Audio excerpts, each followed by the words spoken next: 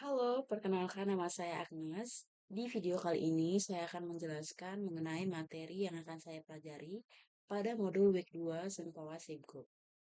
Pada minggu ini, saya mempelajari lebih dalam mengenai identitas dan program Senkowa Shape Group, konsep kecerdasan majemuk, dan gaya belajar anak, berbagai kegiatan dan lomba yang diselenggarakan oleh Shape Group, kerjasama yang dilakukan, serta prosedur pendaftaran siswa baru. Menurut saya, materi pada week 2 cukup penting karena sebagai seorang coach, saya tidak hanya perlu memahami bagaimana cara mengajarkan sempoa, tapi juga harus paham karakter dan kebutuhan anak, program yang diberikan, serta bagaimana berkomunikasi dengan orang tua. Pembahasan pertama yang saya pelajari adalah mengenai identitas dan program yang ada di Sempoa Group. Sempoa Group merupakan program pendidikan yang menggunakan Sempoa sebagai salah satu media pembelajaran untuk membantu mengembangkan kemampuan berhitung anak. Namun menurut pemahaman saya, tujuan belajar Sempoa bukan hanya untuk anak bisa berhitung dengan cepat. Dalam prosesnya, anak juga dilatih untuk meningkatkan konsentrasi, ketelitian, daya ingat, kecepatan berpikir, kedisiplinan, dan kepercayaan diri. Selain program Sempoa, Subgroup juga punya program lainnya seperti bahasa tulis dan Shape English. Setiap program punya tujuan dan target pembelajaran yang berbeda, tapi semuanya bertujuan untuk membantu perkembangan kemampuan anak. Saya juga mempelajari bahwa setiap program punya pembagian level. Pembagian level ini penting karena kemampuan anak berbeda-beda. Anak perlu mempelajari kemampuan dasar terlebih dahulu sebelum melanjutkan ke materi yang lebih sulit. Menurut saya, kenaikan level seharusnya tidak hanya dilihat dari cepat atau lambatnya anak naik level, tapi dari apakah anak sudah benar-benar menguasai kemampuan yang menjadi dasar untuk melanjutkan ke tahap berikutnya. Yang kemudian adalah mengenai multiple intelligence atau kecerdasan majemuk yang diperkenalkan oleh Howard Gardner. Menurut teori Howard Gardner, kecerdasan manusia tidak hanya terdiri dari kemampuan akademik seperti matematika atau bahasa. Setiap anak dapat memiliki kelebihan pada jenis kecerdasan yang berbeda. Jenis kecerdasan tersebut antara lain linguistik, logical mathematical, spatial, bodily kinesthetic, musikal, interpersonal, intrapersonal, dan naturalistik. Kecerdasan linguistik itu berkaitan dengan kemampuan menggunakan bahasa. Logical matematikal berkaitan dengan kemampuan berpikir logis dan memecahkan masalah. Kecerdasan spasial berkaitan dengan kemampuan memahami bentuk, ruang, dan visual. Kecerdasan bodily kinestetik berkaitan dengan kemampuan menggunakan tubuh dan gerakan. Kecerdasan musikal berkaitan dengan kemampuan memahami musik, irama, dan nada. Kecerdasan interpersonal berkaitan dengan kemampuan memahami dan berinteraksi dengan orang lain. Kecerdasan intrapersonal berkaitan dengan kemampuan memahami diri sendiri. Sedangkan kecerdasan naturalistik berkaitan dengan kemampuan mengenali dan memahami lingkungan atau alam. Dari materi ini, saya paham bahwa setiap anak punya keunikannya masing-masing. Jadi, ketika seorang anak kurang menonjol dalam satu bidang, bukan berarti anak tersebut tidak cerdas. Kemudian ada juga 3 gaya belajar yang umum digunakan untuk memahami cara anak menerima informasi, yaitu visual, auditory, dan kinestetik. Anak dengan gaya belajar visual biasanya lebih mudah paham sesuatu melalui gambar, tulisan, simbol, atau sesuatu yang dapat dilihat. Anak dengan gaya belajar auditory lebih mudah memahami informasi melalui suara atau penjelasan secara langsung. Sedangkan anak dengan gaya belajar kinestetik lebih mudah belajar melalui praktik dan aktivitas yang melibatkan gerakan. Contohnya, dalam kelas Sempoa, anak visual dapat dibantu dengan melihat contoh angka atau cara menggunakan Sempoa. Anak auditory juga dapat dibantu dengan penjelasan verbal dari coach. Sedangkan anak kinestetik dapat diberikan kesempatan untuk langsung memegang dan menggunakan Sempoa serta mengikuti permainan atau aktivitas. Menurut saya, coach perlu menggunakan metode yang bervariasi karena dalam satu kelas tentu terdapat anak dengan karakter dan cara belajar yang berbeda. Saya juga mempelajari bagaimana subgroup menggunakan pendekatan yang dapat membuat pembelajaran menjadi lebih menyenangkan dan efektif bagi anak. Pembelajaran tidak harus selalu dilakukan secara dengan cara duduk, mendengarkan, dan mengerjakan soal. Tapi anak juga butuh aktivitas yang membuat mereka aktif dan tertarik. Beberapa pendekatan yang dapat digunakan adalah fun learning, permainan, reward system, brain gym, finger gym, dan aktivitas interaktif. Jadi menurut saya pendekatan ini penting karena anak akan lebih mudah menerima pembelajaran ketika mereka merasa nyaman dan senang. Misalnya, melalui pembelajaran berhitung, anak sebenarnya sedang belajar, tapi tidak merasa seperti sedang mendapatkan tekanan. Reward juga menjadi bentuk apresiasi yang bisa kita berikan terhadap usaha anak tersebut. Sehingga pembelajaran yang menyenangkan bukan berarti menghilangkan tujuan belajar, tapi juga membuat anak lebih mudah terlibat dalam proses belajar. Kemudian selanjutnya, saya memahami bahwa setiap anak punya perkembangan yang berbeda. Perkembangan anak itu tidak hanya berkaitan dengan kemampuan akademik, tapi juga perkembangan kognitif, sosial, emosional, dan kemampuan motorik. Karena itu, coach juga perlu paham karakter dari masing-masing anak. Ketika seorang anak tidak mau mengikuti instruksi, mudah menangis, atau tidak fokus, coach sebaiknya tidak langsung memberikan label seperti malas atau nakal. Coach perlu mencari tahu terlebih dahulu apa yang menyebabkan anak melakukan hal tersebut. Bisa saja anak sedang merasa kesulitan, bosan, lelah, takut salah, belum terbiasa dalam lingkungan belajar, atau belum mampu mengontrol emosinya. Jadi menurut saya, memahami penyebab perilaku anak itu dapat membantu coach untuk bisa menentukan pendekatan yang lebih dekat dan tepat.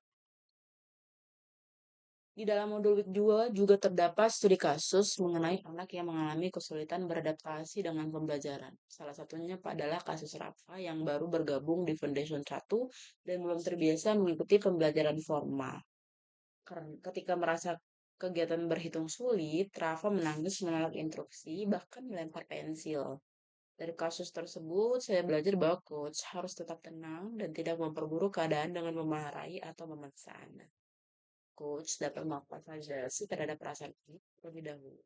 Misalnya, dengan mengatakan, Coach tahu Rafa rasa ini sulit, tapi kita coba dulu satu soal ya. Kita kerjain sama-sama. Setelah anak mulai tenang, coach dapat memberikan pilihan sederhana dan mengajak anak kembali mengikuti kegiatan secara bertahap. Jadi tujuan coach bukan hanya membuat anak patuh, tapi membantu anak belajar mengatur emosinya dan berani mencoba kembali. Kemudian saya juga mempelajari mengenai peran orang tua. Menurut saya orang tua merupakan satu bagian penting dalam keberhasilan belajar anak karena proses belajar tidak hanya berlangsung di kelas. Orang tua dapat membantu anak dengan mendampingi latihan di rumah, menjaga konsistensi jadwal, memberikan motivasi, dan memberikan apresiasi terhadap usaha anak. Namun juga orang tua dapat menghadapi berbagai tantangan seperti keterbatasan waktu, kurang memahami materi, kurang sabar, atau anak tidak mau belajar di rumah.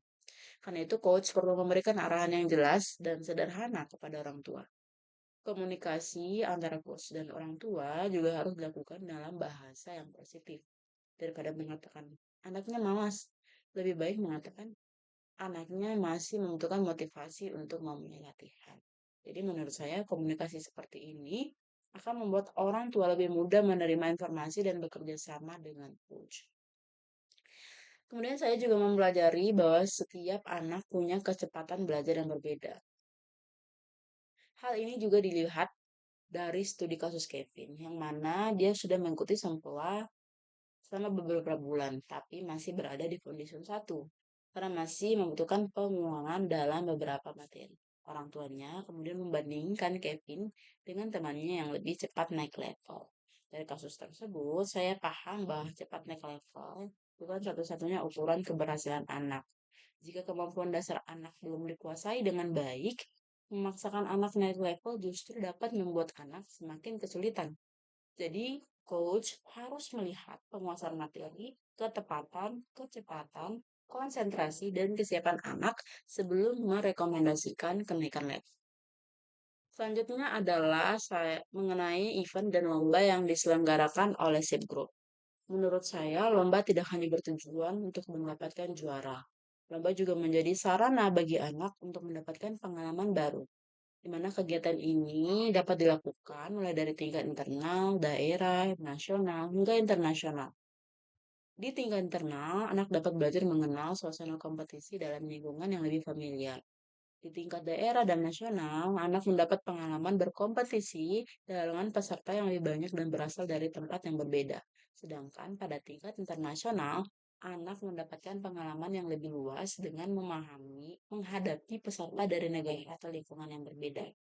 Lomba dapat membantu anak mengembangkan konsentrasi, kecepatan, ketelitian, disiplin, keberanian, dan kepercayaan diri. Dan juga bahwa anak tidak selalu menjadi juara bukan berarti gagal. Yang penting adalah anak berani mencoba, mau berlatih, dan mampu belajar dari pengalaman. Saya juga memahami bahwa sebagian orang tua mungkin ragu ketika anak ditawarkan untuk mengikuti lomba. Alasannya bisa karena takut anak kalah, takut anak tertekan, masalah biaya, jadwal, atau merasa anak belum cukup mampu. Menurut saya, coach tidak boleh memaksa orang tua. Coach sebaiknya menjelaskan manfaat lomba secara persuasif. Misalnya, menurut kami, anak sudah memiliki kemampuan yang cukup untuk mendapatkan pengalaman mengikuti lomba. Yang tujuannya bukan hanya untuk mendapatkan juara, tapi juga untuk melatih keberanian, konsentrasi, dan pengalaman berkompetisi. Kami juga akan membantu mempersiapkan anak secara bertahap. Dengan komunikasi seperti ini, orang tua dapat memahami bahwa lomba merupakan bagian dari proses belajar anak. Selanjutnya, mengenai peran media sosial dalam mendukung promosi event dan lomba, di mana media sosial itu dapat berguna untuk memberikan informasi mengenai kegiatan pendaftaran, jadwal, dokumentasi, serta prestasi siswa. Yang menurut saya, promosi ini juga dapat dibuat lebih menarik dengan menampilkan proses kegiatan bukan hanya poster. Misalnya, membuat video persiapan anak sebelum lomba, keseruan kegiatan di PC, wawancara singkat dengan siswa, testimoni orang tua, dan dokumentasi setelah lomba. Dengan cara tersebut, masyarakat dan orang tua dapat melihat secara langsung bagaimana pengalaman anak ketika mengikuti kegiatan di SIP Group. Selanjutnya, saya juga mempelajari bahwa kegiatan dan kerjasama yang dilakukan SIP Group dapat memperluas pengalaman siswa. Dengan adanya kegiatan bersama, kompetisi, dan kerjasama dengan berbagai pihak, siswa mendapatkan kesempatan untuk bertemu dengan lebih banyak orang dan mendapatkan pengalaman di luar kelas. Menurut saya, ini penting karena pendidikan tidak hanya terjadi melalui buku atau latihan, tapi juga melalui pengalaman. Anak dapat belajar berkomunikasi, bekerja sama, mengikuti aturan, menghadapi tantangan, dan juga dapat beradaptasi dengan lingkungan baru. Kemudian yang terakhir yang saya pelajari adalah mengenai prosedur pendaftaran siswa baru. Yang menurut saya proses pendaftaran merupakan hal yang paling penting karena admin atau pihak yang berhadapan langsung dengan calon orang tua juga harus mampu memberikan informasi dengan jelas. Mulai dari menyambut calon orang tua, menggali kebutuhan anak, menjelaskan program yang tersedia, menjelaskan level atau kelas yang sesuai, memberikan informasi mengenai jadwal dan biaya, sampai membantu proses administrasi pendaftaran. Dalam proses tersebut, komunikasi sangat penting. Calon orang tua mungkin memiliki banyak pertanyaan mengenai program, modal belajar, jadwal, biaya, perkembangan anak, maupun kegiatan yang tersedia. Karena itu, admin maupun coach harus memberikan informasi secara jelas, ramah, jujur, dan profesional. Menurut saya, pelayanan yang baik sejak awal dapat membantu orang tua merasa lebih percaya terhadap lembaga dan merasa bahwa anak mereka akan mendapatkan pendampingan yang baik. Terakhir, setelah mempelajari seluruh materi modul week 2, saya mendapatkan beberapa pembelajaran penting. Pertama, saya paham bahwa setiap anak punya keunikan dan kemampuan yang berbeda. Yang kedua, Saya belajar bahwa coach juga harus mampu menyesuaikan metode pembelajaran dengan karakter dan kebutuhan anak. Ketiga, saya paham bahwa keberhasilan anak tidak hanya dilihat dari nilai atau kenaikan level, tetapi juga dari perkembangan konsentrasi, disiplin, kepercayaan diri, kemampuan bersosialisasi, dan kemampuan menghadapi kesulitan. Keempat, saya paham bahwa orang tua juga merupakan partner coach. Komunikasi yang baik antara coach dan orang tua juga penting untuk mendukung perkembangan anak. Dan yang terakhir, saya belajar bahwa event lomba dan berbagai kegiatan study group dapat memberikan pengalaman yang lebih luas kepada siswa di luar pembelajaran rutin di kelas. Jadi, secara keseluruhan, modul week 2 memberikan saya pengalaman bahwa menjadi seorang coach bukan hanya tentang mengajarkan sempoa. Seorang coach juga harus memahami identitas dan program shape group, kecerdasan majemuk, gaya belajar, karakter dan perkembangan anak, metode pembelajaran yang menyenangkan, peran orang tua, event dan lomba, serta cara memberikan pelayanan kepada calon orang tua dan calon siswa. Menurut saya, hal yang paling penting adalah memahami bahwa setiap anak punya proses perkembangan yang berbeda. Sebagai coach, saya harus bisa menjadi orang yang sabar, mampu berkomunikasi dengan baik, memberikan motivasi, dan menciptakan suasana belajar yang membuat anak merasa nyaman. Dengan begitu, anak tidak hanya belajar berhitung, tetapi juga dapat berkembang menjadi lebih percaya diri, disiplin, fokus, dan berani menghadapi tantangan. Demikian penjelasan saya mengenai modul week 2 Sembang Sigur. Dari materi ini, saya mendapatkan banyak pengetahuan yang nantinya dapat saya terapkan ketika berinteraksi dengan siswa, orang tua, maupun dalam proses pembelajaran di kelas. Terima kasih sudah menyimak video saya. Bye.